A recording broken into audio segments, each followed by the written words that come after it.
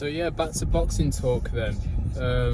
As mentioned, very exciting fights ahead. Mega looking forward to some of the heavyweight boxing coming up. But let's have a little bit of a chat about David Benavidez and Demetrius Andrade. Now, I'll be honest, I've not seen a lot of Demetrius Andrade, but what I have seen, I think causes a lot of problems for David Benavidez.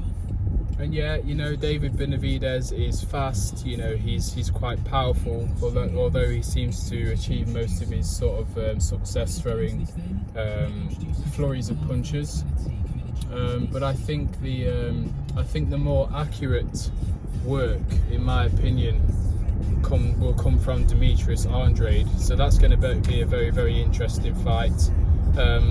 There's been a lot of people in the division that have been ducking and dodging Demetrius Andrade over the years, and I really hope that he's victorious and he gets his shot at stardom in the division, in the middleweight division. So that's going to be a very interesting fight. And another fight that comes to my mind is the Regis Prograis fight versus Devin Haney. Again, very interesting fight, but everybody knows that Devin Haney is big at the weight. He's quite strong, but I think Regis Prograis has all of the tools in his arsenal to upset the apple cart. When you look at his most recent performances, he's done really well. Maybe one not so recent performance that I think he could have got the decision on, and maybe should have got the decision, was the Josh Taylor fight a few years back. Very, very close fight. It could have gone either way. I wasn't upset that Josh Taylor got it, but I wouldn't have complained if Regis Prograis was victorious on that night either. So some very sort of interesting fights coming along, and I just want to touch on sort of Dillian Whyte. Actually, we've not heard anything from him since his sort of the announcement around drug use and banned substances and stuff like that. But I'd like to see him fight again. He's been in some really good fights. Two absolute wars with Derek Chisora.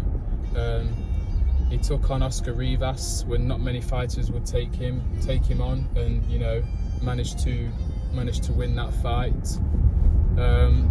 I think as a skilled boxer, he redeemed himself against Alexander Povetkin.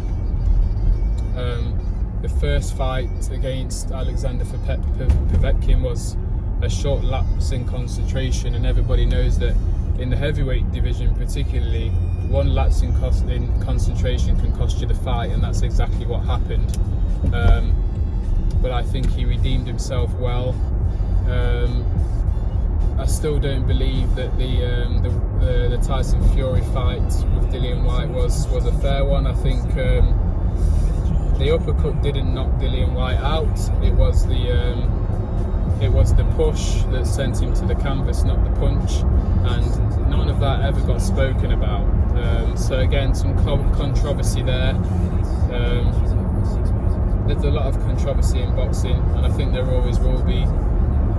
But I do definitely think that there should have been some emphasis put on Tyson Fury for the push that actually happened as part of Dillian Whyte being stopped that night.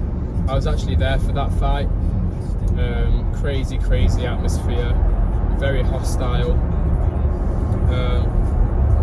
But yeah, that was another sort of occasion where I'm not really sure, was it rigged, was it not rigged, but we all keep jumping on the bandwagon and coming back and watching the sport, despite the upsets that you see along the way and the controversial decisions and stuff like that.